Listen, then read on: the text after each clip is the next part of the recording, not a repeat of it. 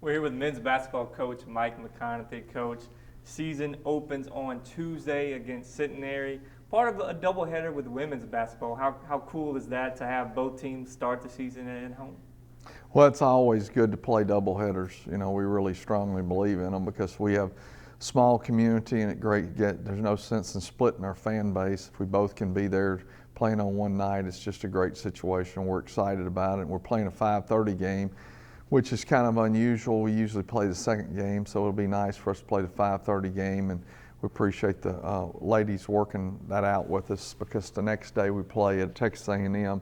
That way we're through by 7:30 and not finishing up at 9:30 or 10 to play a game in College Station on Wednesday. What's the challenge of playing games on the first 2 days of the season? Obviously, you go down to College Station that day and you play that night. How did that come about, and what are some of the challenges with that? Well, Jason called it the McConathy's two-step, I think. So we've done that several times where we've been on the road and played Oklahoma, Utah back-to-back, Baylor, UTEP back-to-back. In fact, we took Baylor to an overtime game, and the next day went and played UTEP. Several years ago, we hadn't got to go back to Baylor since then. But, you know, I mean, it worked out that way because they wanted to open up on Wednesday. That was their day of choice. And so we've got a vacant date. So we tried to slip in a home game to where, you know, hopefully we can get a win at home. And, you know, that would be a real positive thing. So you just roll with flow. If you look at it from this angle in conference tournaments, you play back-to-back days. So why not work on that and try to put yourself in a position, have the attitude that you're trying to get to the tournament, try to go win games and put yourself in the best position to be successful.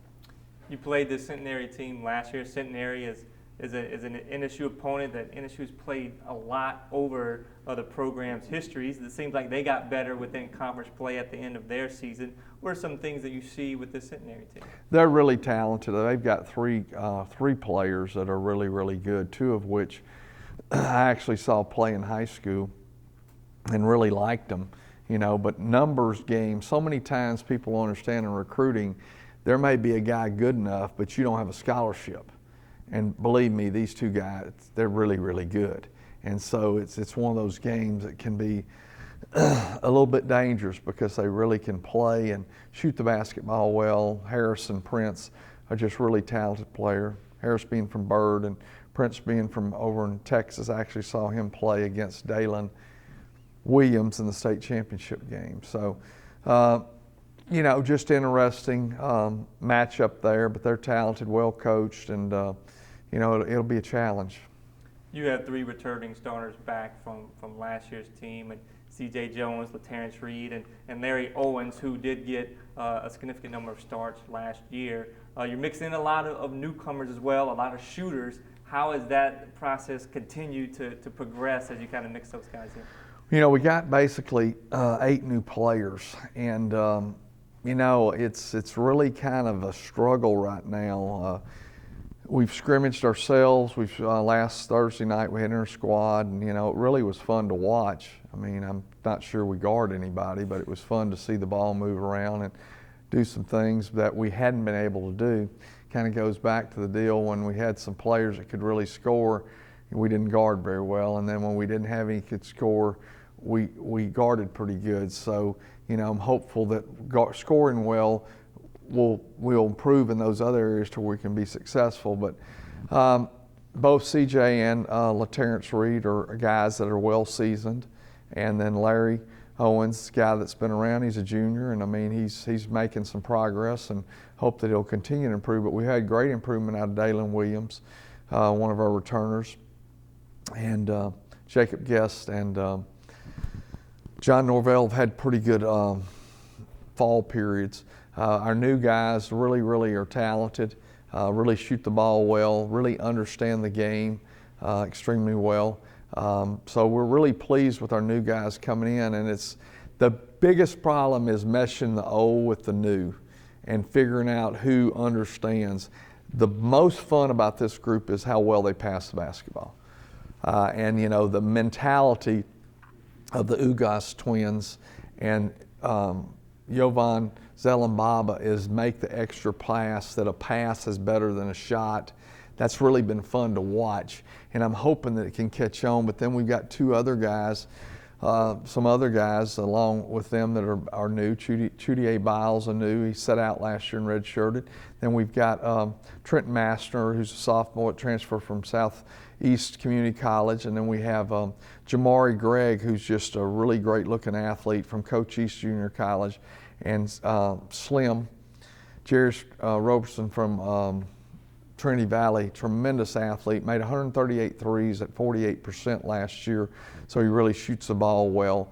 And then also Gat Dorr is our last player that is new on our roster, so I guess that counted to say Ugas twins for both of them, but Robert and Nikos. So we're excited about them, and we'll have some growing pains, and I know that. But you know, as I've said many times before, basketball and baseball kind of have a preseason where football doesn't have a preseason. Now we play now, though, they've cut it back on ours to where we have 20 league games and we only have 9 non-conference games, which it makes it a little bit tough, especially since you're picking up LSU, Texas A&M, SMU, and Tulane. And then we have ULM, Monroe, and Rice, along with Centenary, Louisiana College, and Champions Baptist College.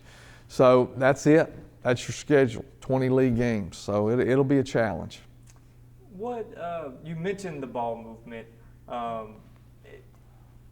It should improve offense. It should improve shooting percentages. You get better shots, and you're hoping it would kind of filter out into other areas to help there too. How fun has it been to see the ball move around like that? It's great because you don't want the ball to stick ever. And this was what someone said. It's fun to watch because you have some guys that have a capability of getting the ball where it needs to be when it needs to be. And why I say that is because so many times in basketball, everybody's taking one extra dribble and now he's covered up, or taking 2 extra dribbles, now he's covered up. These guys are looking to move it before they ever put it to the floor. And so that has been a lot of fun watching that develop. Texas A&M looking ahead to Wednesday. Buzz Williams, he's the new coach of Texas A&M. He was an assistant coach under you, I believe, in your first season at NSU. What's that relationship like, and what's it going to be like to I mean, Buzz has done extremely well. He's a hard worker, and, you know, been head coach at Marquette, Virginia Tech, New Orleans, and now at Texas A&M. You know, he's a guy that's in a, you know, I would say that possibly that's a dream job for him because he's a Texas native, works extremely hard, is very successful, and does a great job, highly motivated. You know, just wish the best for him. Coach, thank you so much.